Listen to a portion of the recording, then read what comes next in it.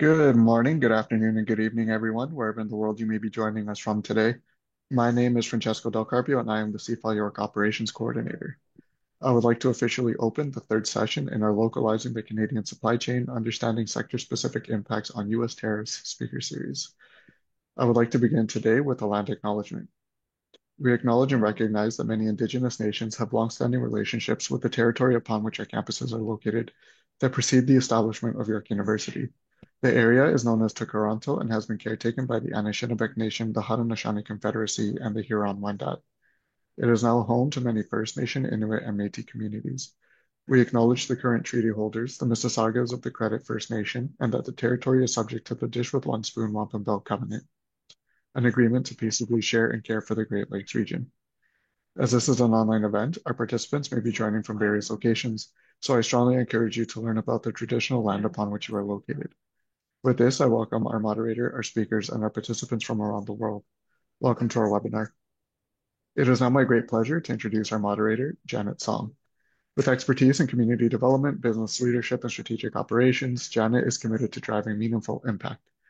Previously a senior operations lead at the Canadian Urban Institute, she helped administer the $15 million My Main Street grant program to support business growth in Southern Ontario. Previously, as director of the Prince Rupert and District Chamber of Commerce, she championed economic development for over 250 businesses during the COVID-19 pandemic. She also revitalized immigrant services at Hecate Strait Employment Development Society, launching a community garden, public farmers market plans, and large-scale job fairs. Her passion for social impact and sustainability is reflected in her work with organizations like the United Nations Global Compact, Network Canada, Public Inc., and the Canadian Cancer Society. With a strong track record in project management, event coordination, and community engagement, she continues to drive economic growth, sustainability, and inclusive development. Janet, thank you very much for moderating today's session and your ongoing help in putting this series together. The floor is yours. Thank you so much, Francesco.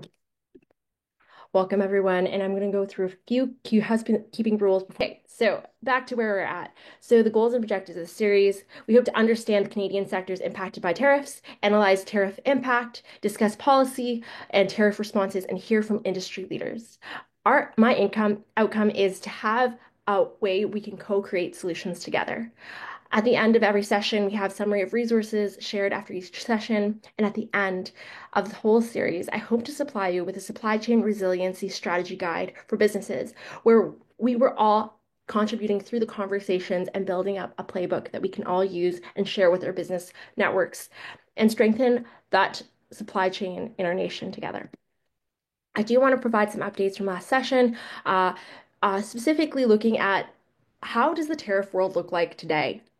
As every day is a different day that can change.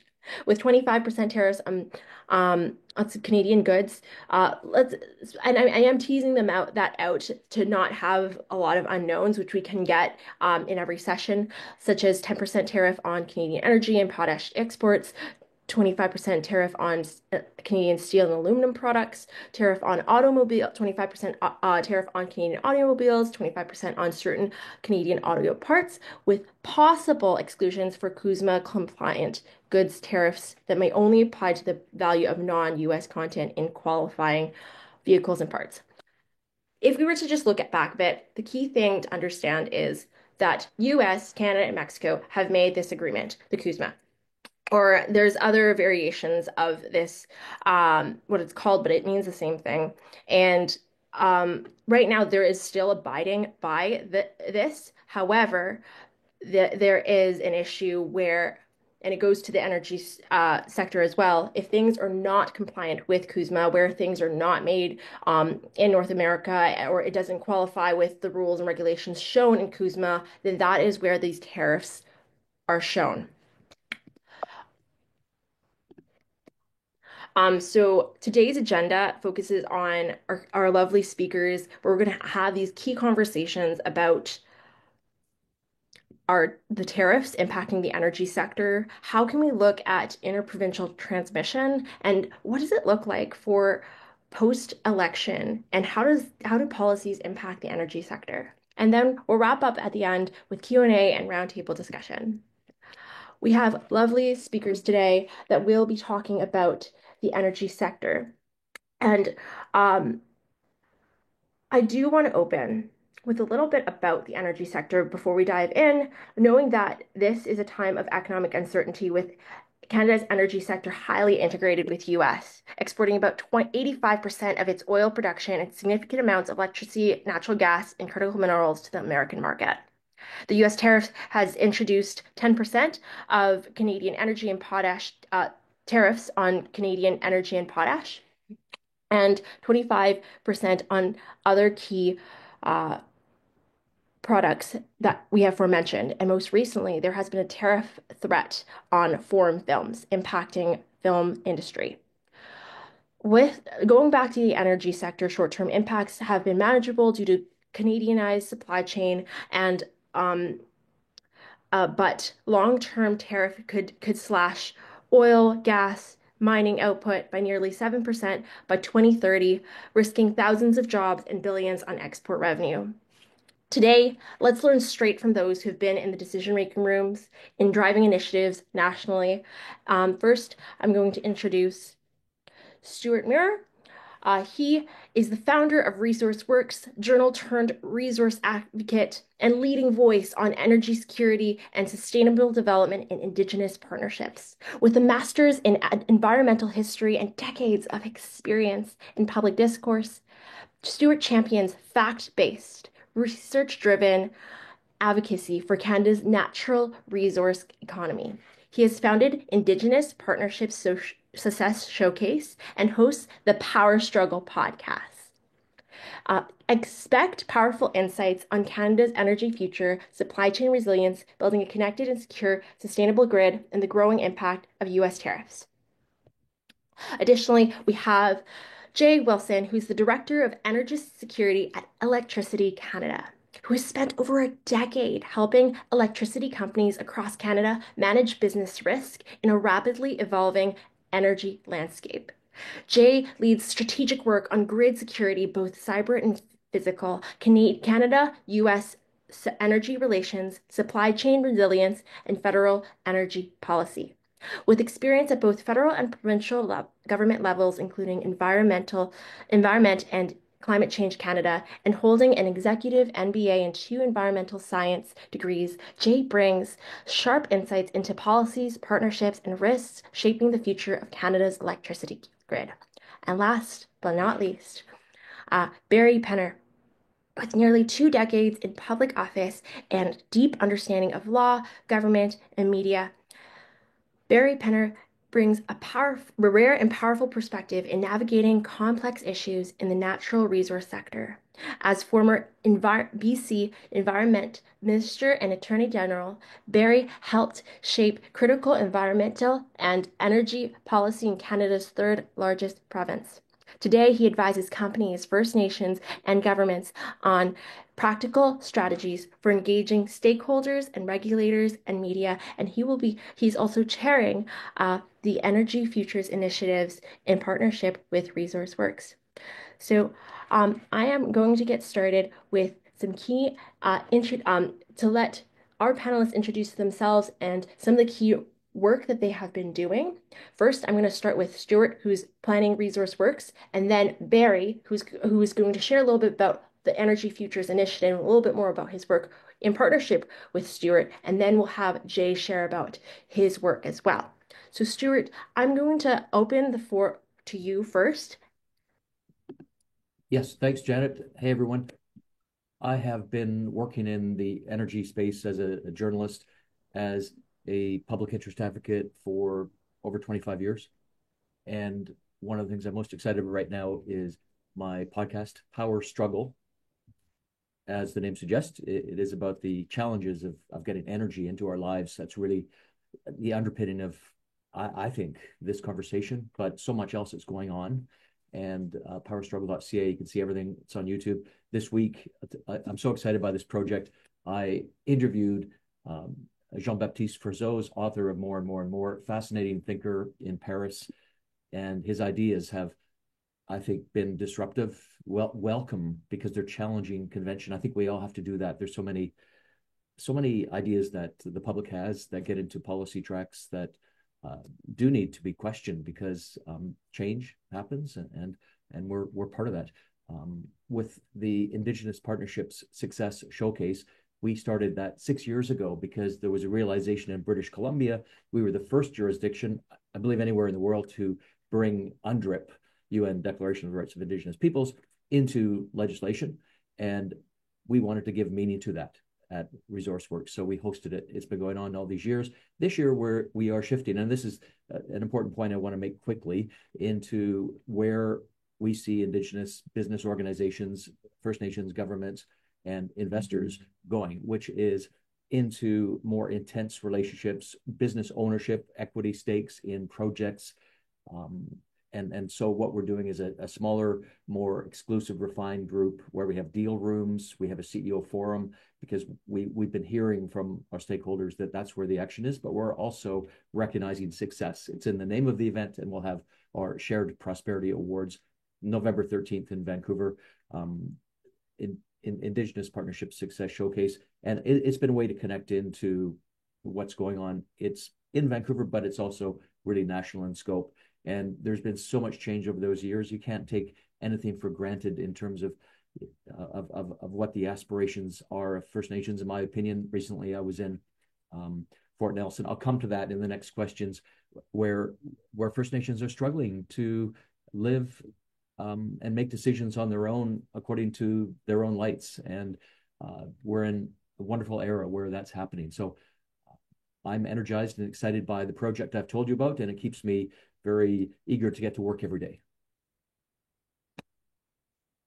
Thank you so much, Stuart, for providing an overview of the work that you do. And also, he has such an amazing Power Struggle podcast. I put the link down there, and I hope you take a listen because you learn so much from these conversations about energy and how this will ripple eventually to many different businesses and will raise prices for a lot of things in your world.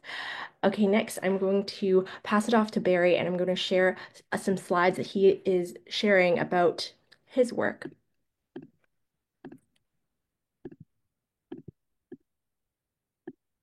Good day, everyone. My name, as mentioned, is Barry Penner. Pleased to be joining you today from sunny British Columbia.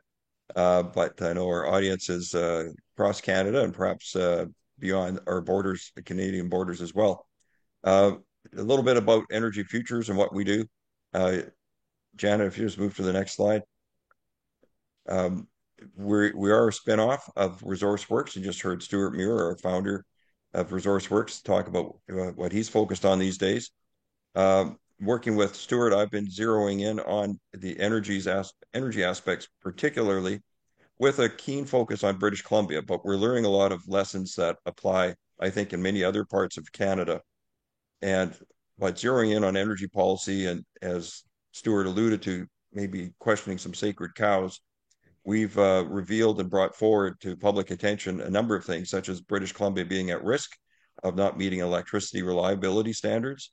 That was quite unintended, shocking news for many British Columbians to understand that we have fallen behind in many ways in preparing for the future.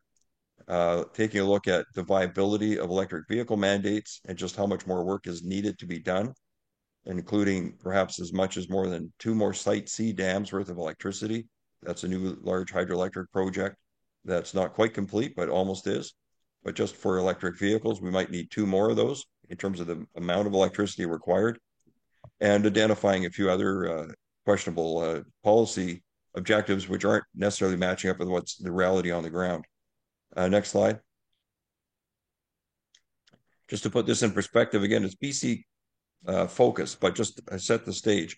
We often think that electricity is our dominant energy source because that gets a lot of the focus. But it's only in British Columbia's case, represents 17% of all energy that we need for our economy and keep us going. Next slide. And on the coldest day of the year, you could see that about 2/3 of our heating came from natural gas. So as we look to decarbonize and talk about increased electrification, we just need to keep in mind just how big a challenge we're talking about, because that then underlines what would need to be done in order to achieve that objective. We just need to touch base and have a touchstone of where we're starting from in order to understand just what more needs to be done. Next slide. And again, as a result of our work, here's some of the just a snapshot of some of the articles, um, realizing that in fact we are behind the curve in terms of trying to meet our energy targets and reliability targets and greenhouse gas reduction targets. And just this week, um, perhaps it was last week, the government in British Columbia admitted reluctantly that they are not on track to meet their climate objectives and the greenhouse gas reductions that they put in legislation. So they've acknowledged that. And then this Monday, they said, okay, we're going to have to really double down and try to reduce our dependency on the United States for electricity. And I'll get to that in a moment. Next. And here we are. These are some forecasts showing an increasing deficit. That means we're importing electricity from the United States. And again, it was Energy Futures that blew the whistle on the fact that British Columbia had slipped into becoming a net importer of electricity from the United States. And I bring this up in the discussion of tariffs because I know, in the last couple of months, there was discussion about Ontario curtailing the sale of electricity to the United States in retaliation. Premier Eby here in British Columbia kind of echoed that for a while, but you could see it's us that are vulnerable. We're the ones that have become dependent on electricity from the United States, and it's not the other way around. There is still trading back and forth intraday, but on a net basis, we are drawing more from the United States than they're drawing from us here in British Columbia. But even if we weren't, that interdependency or that intraday trading back and forth is very valuable. So the idea of putting up an artificial barrier and curtailing the movement of electrons, although it's very politically tempting in a dispute, we have to be aware of what the risks are so that we know what our realistic options are in dealing with this tariff threat from the United States. Next slide. Again, just a few slides here or some numbers on the surplus versus deficit situation. And if you look at the bottom right, 2023-24, that is a net import of 14,000 gigawatt hours of electricity in that 1 year, which is almost 3 times what the Site C dam will produce in 1 year. So for many years, British Columbians were led to, kind of lulled into thinking that one new big dam that's going to cost us over $16 billion to build. And by the way, it's been underway for 10 years or more. With that would somehow be the silver bullet for all of our electrification desires, replacing that other 83% of energy like natural gas and diesel and gasoline. You can see it's just not realistic. We're already short in that 1 year, almost 3 of those dams that haven't yet been completed, of that one dam that hasn't been completed. Next slide.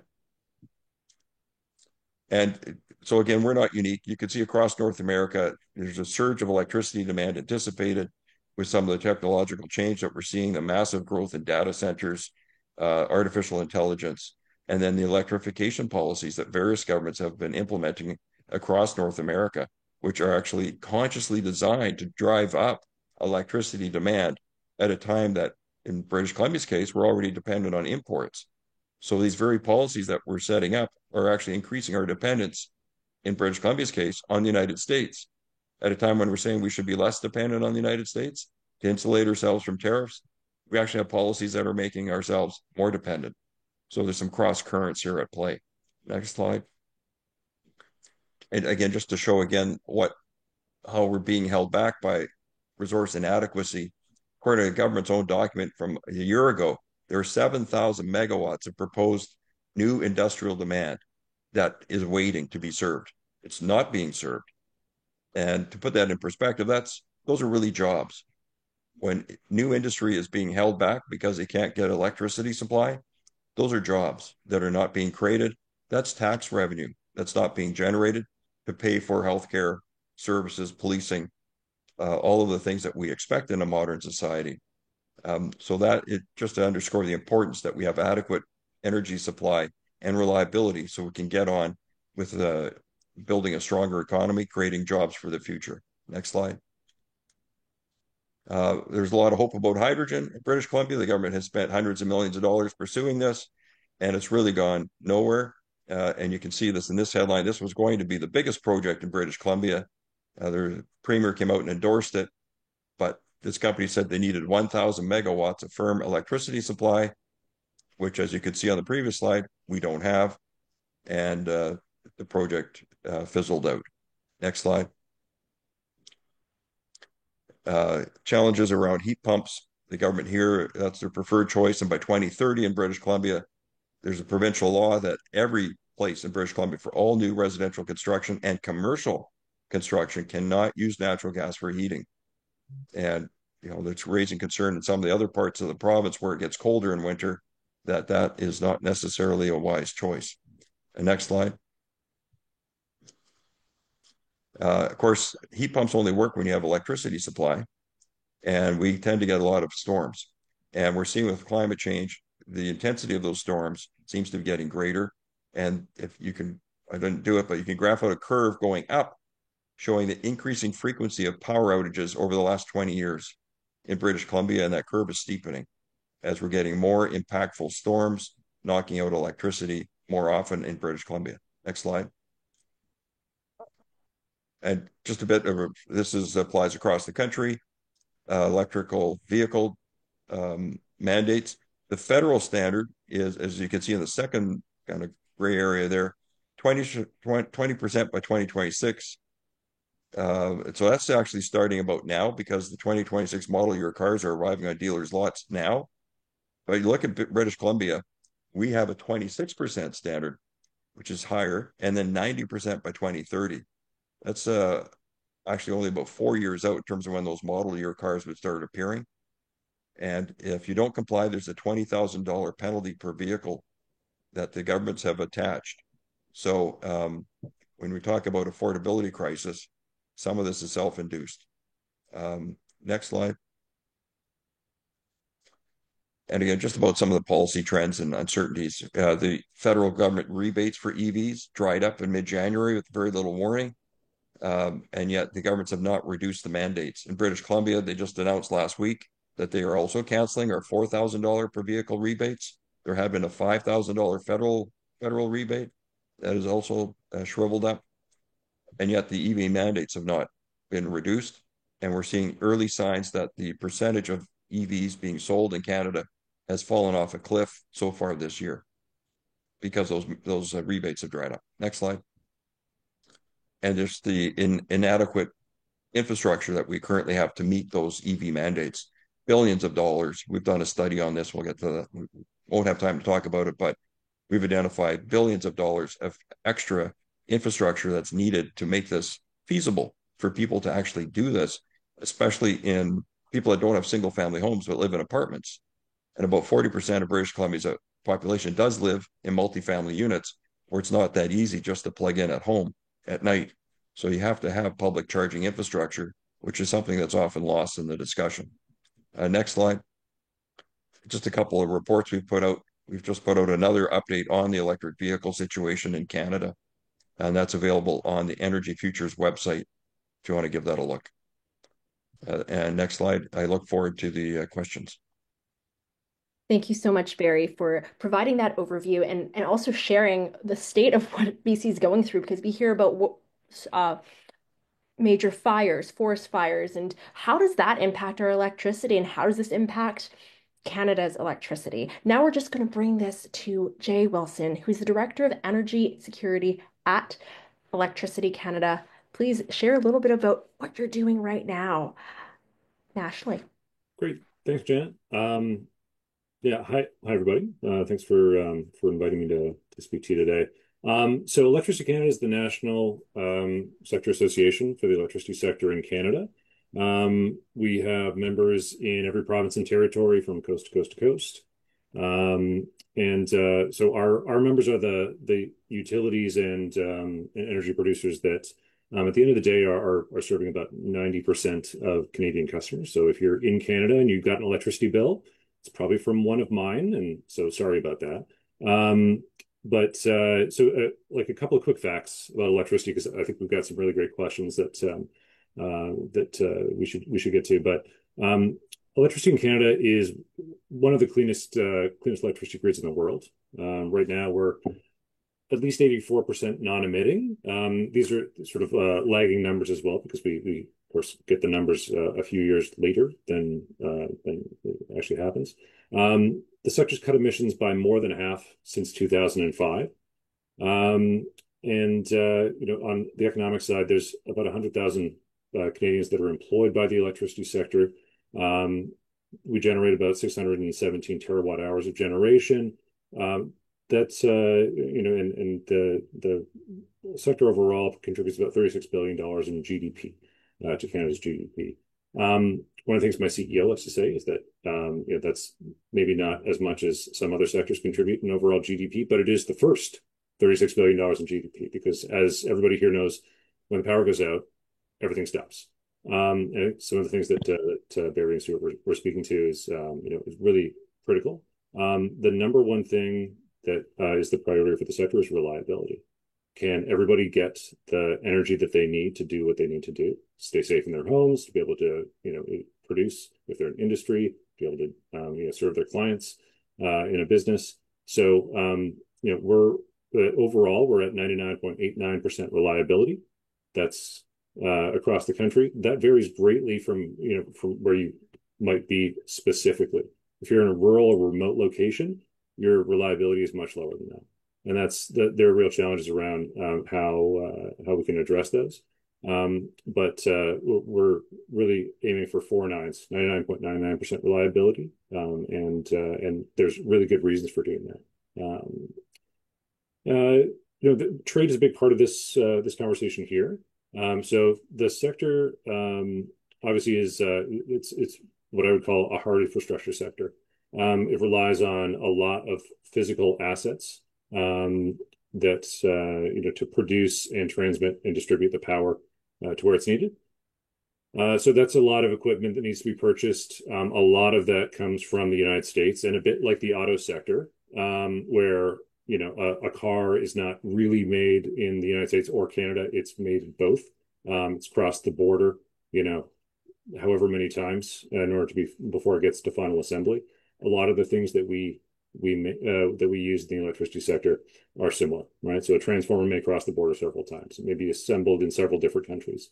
So the way that trade works, free trade has definitely been a tailwind for ensuring that we can get the equipment that we need in a timely fashion at a relatively low cost. So I think as we're trying to navigate the current state of where we are when it comes to tariffs, the thing that we are keeping in mind as a sector is while our members are certainly impacted by what they need to purchase and how those costs might be affected and how things might be sort of pushed out or deadlines may slip as a result of that, we're very cognizant that how the overall Canadian economy does, so do our members. So, our if manufacturing is shutting down within Canada because of tariff pressures or because of trade or because of any number of reasons, that is a business that is not that is no longer able to use our product and no longer able to support the grid. So we look at those things as like if we're trying to share the costs of that reliable energy with everybody, then we need all of the the actors in the economy to be helping to support that. So we're very cognizant. We're very keeping that front of mind in terms of how do we support a strong overall Canadian economy so that we can essentially keep everybody working, keep everybody powered up, and keep all the things that we need going. So maybe I'll stop there and I'll pass it back to you, Jane. Thank you. Thank you. Thank you so much for sharing that background of what is happening in Canada and the call for more capital investment, the call for all hands on deck. And now let's bring this back to the tariff impact because now there's another threat coming in. Well, there it is, which is the U.S. tariffs continue to affect supply chain, capital investment across sectors. How are current or anticipated tariffs influencing energy operations, procurement strategies, or project timelines? Mhm. Yeah, who would like to give it a shot and Me? share? Yeah, go. I wouldn't, yeah, I can jump in. So I think I'm also work with our supply chain folks at our member companies.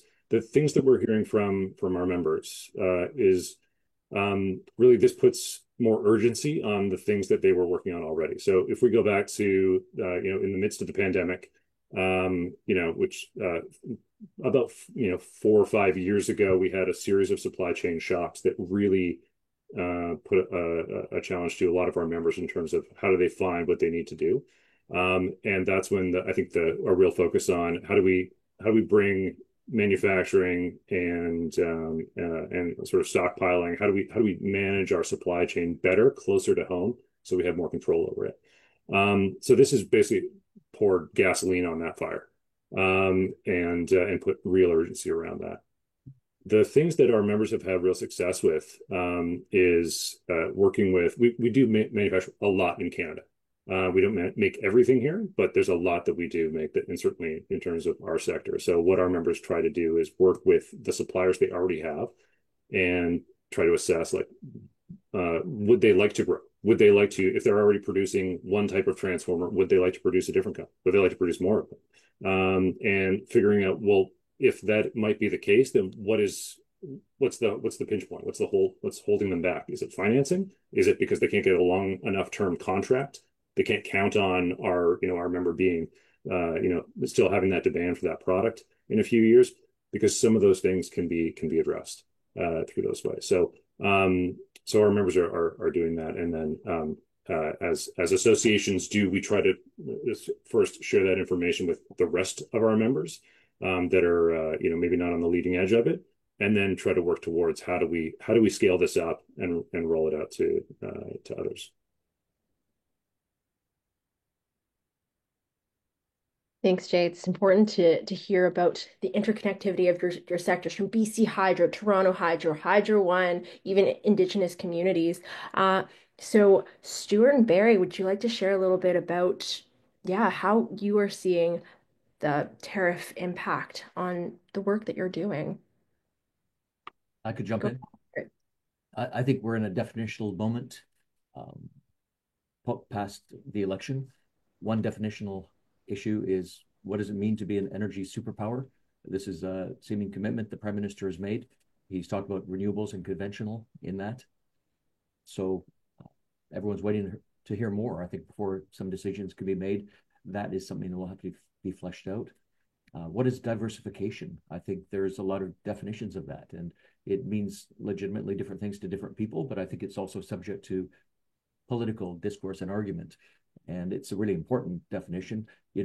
All these terms are not just words; they carry baggage and meaning, and we need to be thoughtful in this.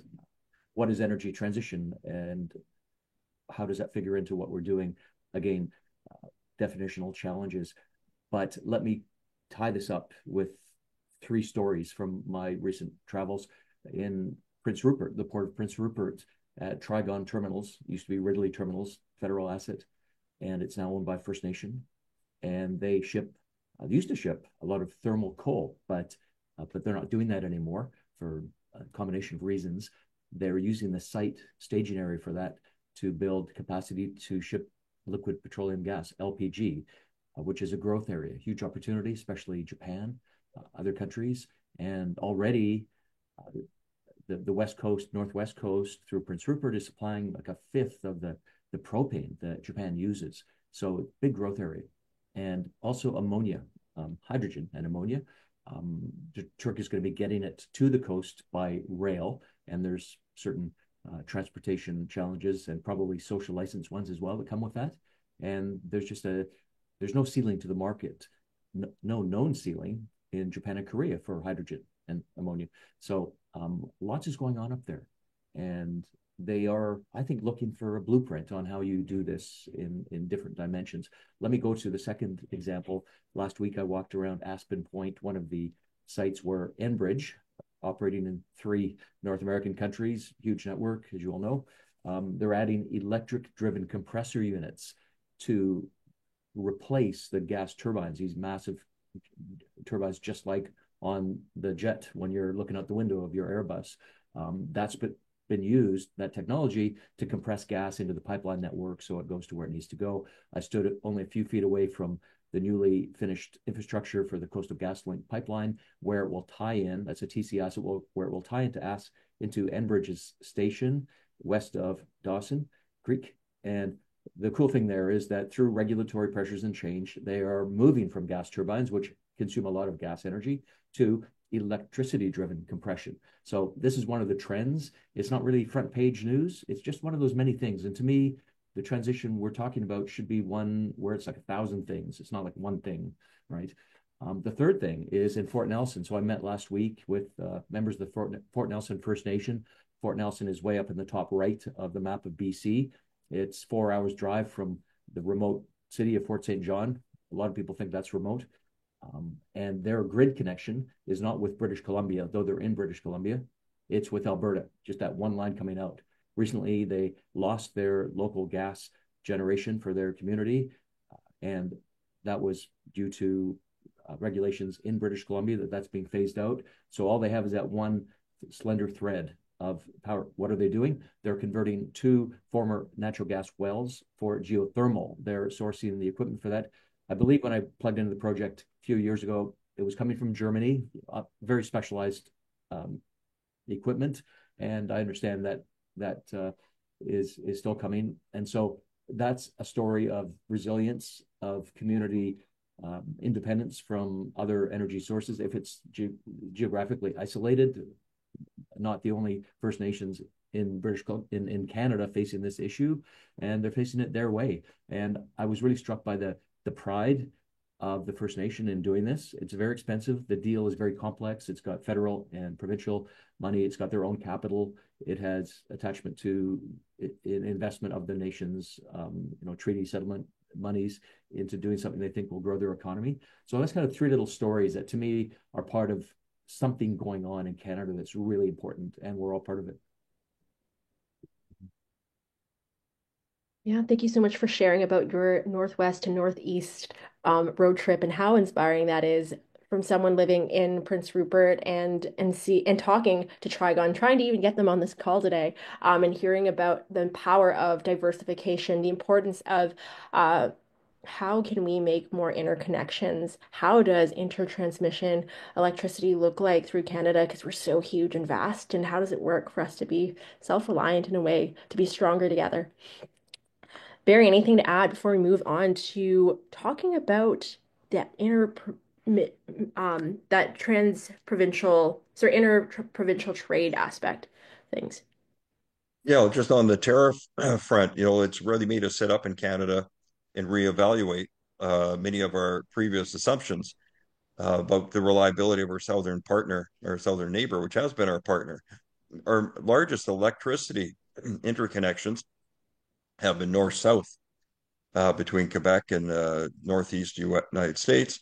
Ontario, similarly, stronger connections southward than they have with Quebec, and ditto for Alberta and British Columbia. So actually, in the case of Alberta, they do have a reasonable intertie with British Columbia, but British Columbia's got an intertie with the United States that's 3 times larger, and that is where the majority of the trading takes place.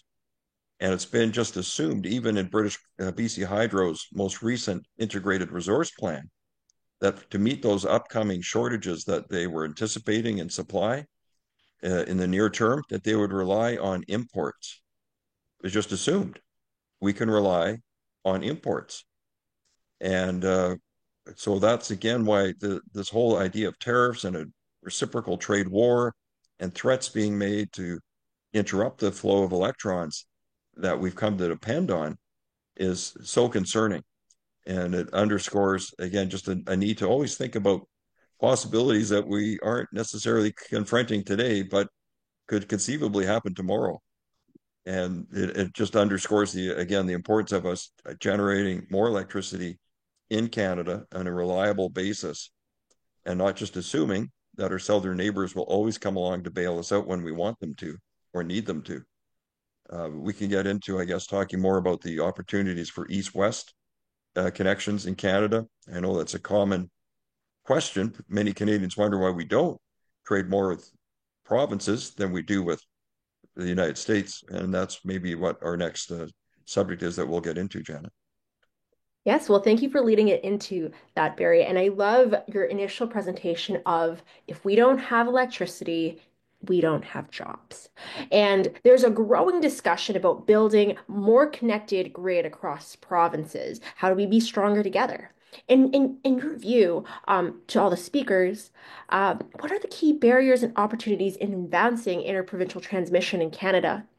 I know that in Electricity Canada, they just released the State of Canadian Electricity Industry 2025, and it talked about how the nuances of how certain places are more connected than the other. Like PEI's has its own electricity there, and then Ontario and Quebec has a very good partnership. So I'm curious about all these interconnections and how we can be stronger together. Yeah, I think it's in a lot of people's minds it sort of gets conflated with like, well, it's like a railroad, right? And like when the birth of the nation was when we built the railroad sort of east to west. And I think there's certain things where we could say, yeah, it's similar a bit like that. Um, One thing with like with our transmission system, I think the first like why is it the way it is? Um, Most of our population lives within about 100 kilometers of the U.S. Canada border, and so that's where the bulk of the infrastructure already is. And so that's a piece of it. I think a lot of the other things are just by accident of nature and the way that markets work. Um, Especially like because we have a largely hydro-based system for much of the country, not in every province, but for much of the country. Um, Assets that are an effective mirror of those are often south of the border, right? So if we have something like wind in some of the windy states that are south of the border, we often compare that off with a hydro resource in a province that's north of that border. So when it's windy, we buy power because it's extremely cheap. And when it is, and so especially and then if it's dry, we can hold back water in that hydro dam. And then when power prices are favorable or when it's not windy, then we can let the water run and by the same measure, Minnesota can treat Canada like a battery when it needs to, and then when it doesn't, we get to benefit by their oversupply, their glut of wind power that is extraordinarily cheap. So I think the market has been built. It didn't happen overnight, and certainly wasn't a necessarily deliberate like let's strategically make this happen in this way. But it took 130 years for us to sort of get to the point where we are here. On tariffs, I think the one thing that we were most urgently concerned with was could electricity itself be tariffed? Electricity has never been tariffed in the history of the Canada-US relationship, and so that was something where we were deeply concerned with the rhetoric that was coming out. I think we have avoided that for now, but it is not lost on us or our members that the nature of the relationship is different, and what we have counted on for literally since the birth of the electricity industry in Canada and the United States, that ability to look, we were transmitting power across, for Niagara Falls to Buffalo, as that was one of the very first, major electricity projects and major hydro dams, on the continent. That could be different. We don't think it should be different. Certainly not in the short term, for the reasons that Barry and Stuart have raised here. But yeah, it's certainly something in terms of how might we manage more of that at home. The challenges are we have an enormous country, east to west, and so I think the sort of the short answer is we don't need one single thread that connects Quebec to BC. What we do need is to make sure that the power that we generate can get to where it's needed, and that we have redundancy and resiliency when it comes to that. And so that doesn't mean one single east-west system. It does mean that we need to do more interconnection to get from a specific place to another specific place. That makes sense. Janet, if I could just comment on that. Yes, I totally agree with Jay. And I'll say maybe what Jay was too polite to say It's much easier said than done to build a large-scale east-west transmission line. The economics just don't work in that direction. Relatively sparse population over vast distances before you get to urban centers where the demand is, it just makes it very challenging. So that is why the system has not grown in that direction. It's nothing nefarious for why it hasn't. It just didn't make economic sense. Now we're facing a different challenge, so we're looking again, gee, maybe does it make sense for the government to underwrite with vast billions and billions of dollars borrowed again from bond markets to try and do this? Serious question marks there. Just on the topic, and Jay mentioned that, and I'm glad he did. He reminded me I wanted to talk about this. The idea of tariffing electricity. So one of the executive orders that Donald Trump signed, and Janet, you had a very effective slide right at the outset showing, the summary of the different tariff rates, a 10% tariff on energy. So I was interested in how did they try to tackle the electricity component of that? And Donald Trump's executive order does attempt to do it, but it defines electricity as the kinetic power of flowing water. Pardon me, the kinetic energy of flowing water. And think about that. So at least on its face, the 10% tariff is limited to, I guess, electrons generated by turbines spinning as a result of flowing water, meaning only hydroelectric electricity. And while that is the majority of electricity in Canada, we have significant wind power projects, we have solar projects, we have natural gas electricity generated, and we have nuclear power. How on earth is someone supposed to separate out, once the electricity is in the transmission line, where those electrons came from? What element came from nuclear versus wind versus solar versus hydro or natural gas? Let me just say it here, crazy, just crazy from a system planning and operations perspective. So as a result of some backpedaling, the president then signed another order that said, well, as long, and you mentioned this, as long as the trade is consistent with the U.S.-Canada-Mexico trade agreement, meaning locally procured within North America. And I think as a result of that, the utilities have decided that means they don't have to try and track the electrons, and they don't have to pay a tariff because all the electricity is being sourced within North America that's being traded. It's very hard to bring electrons overseas in a shipping vessel, in a shipping container, right? The electrons don't sit very well on the deck of a ship. So presumably all the electrons are generated within North America. So that 10% tariff that is purported to be applied to electricity generated from the energy of flowing water, kinetic energy of flowing water, is just theoretical. But what about natural gas?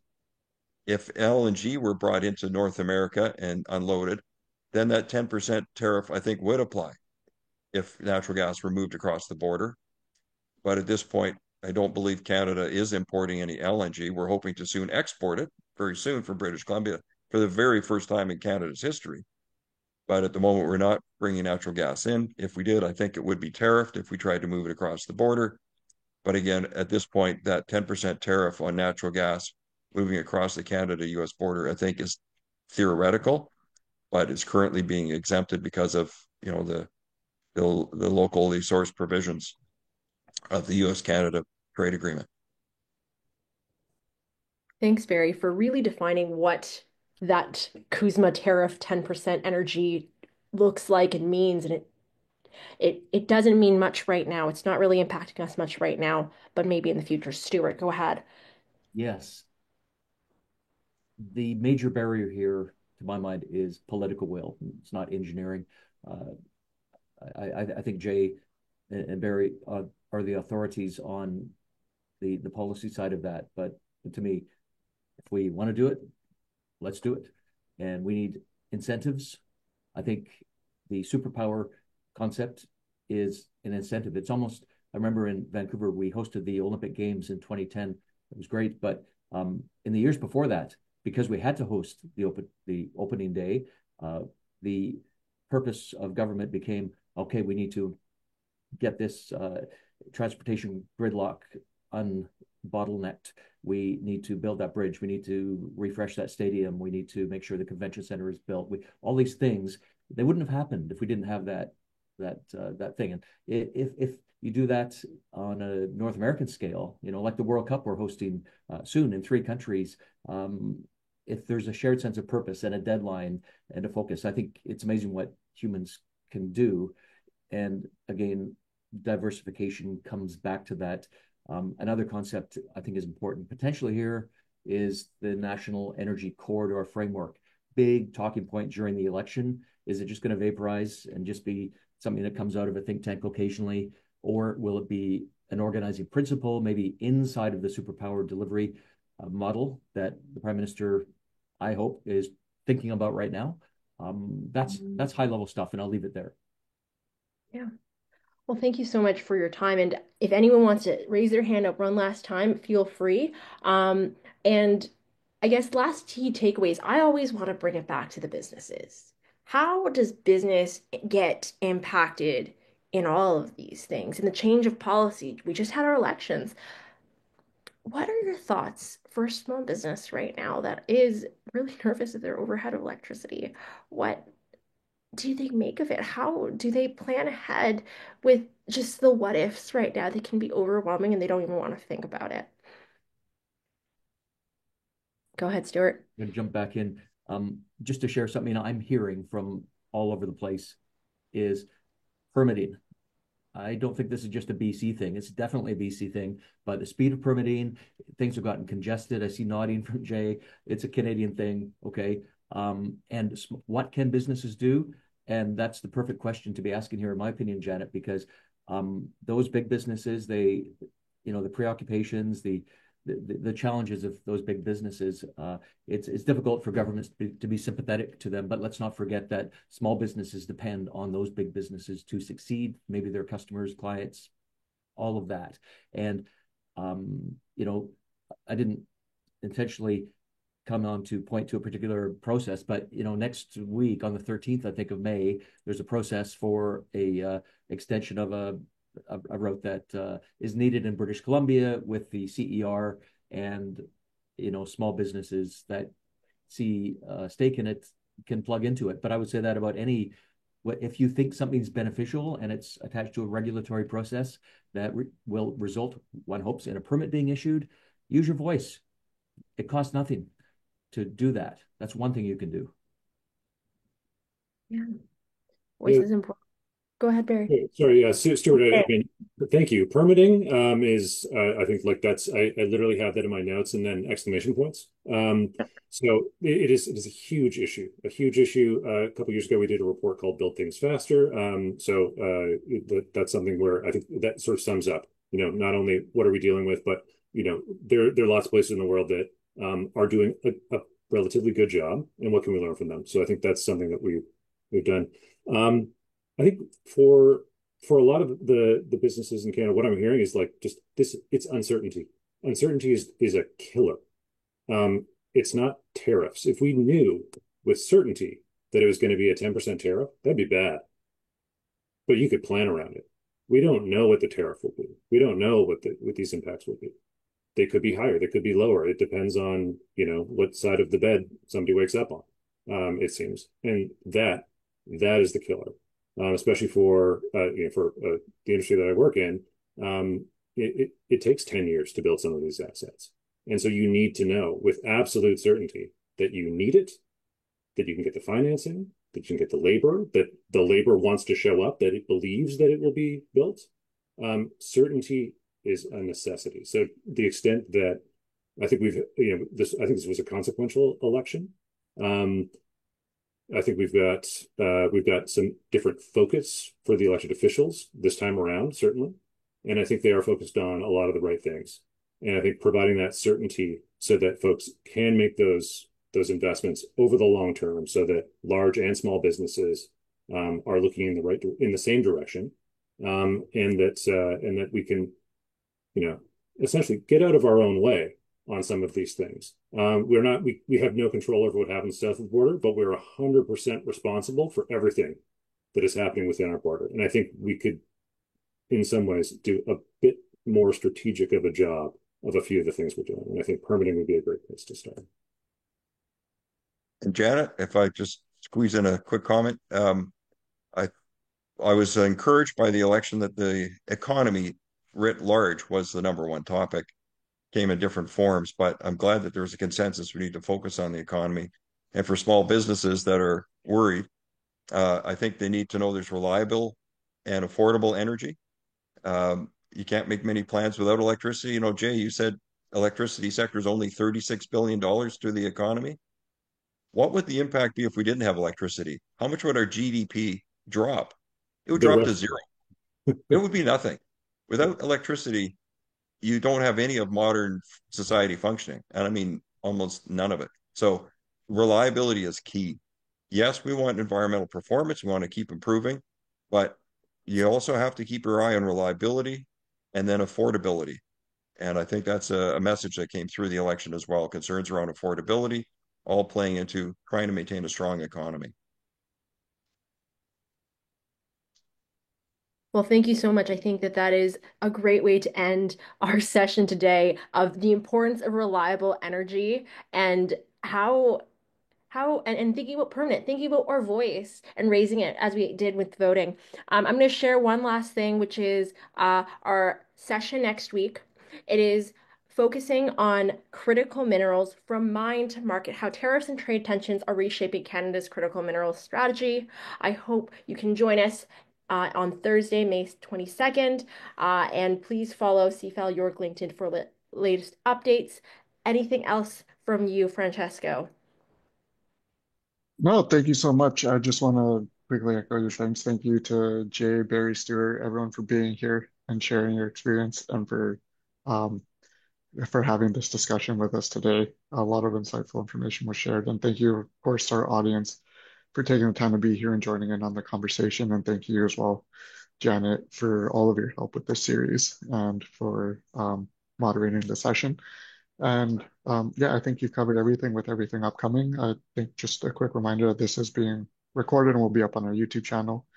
I've shared the link to our YouTube channel and our social media handles in the chat. And if anybody has any questions, comments, or wants to follow up with any of our speakers, I'm also putting my email address in the chat right now. So anybody can feel free to email me and I'll either forward your question or answer accordingly. So with that, thank you all so much again. This was a great session and we'll see everybody in 2 weeks. Have yourself a great rest of your day. Thank you so much. thank you. Thank you.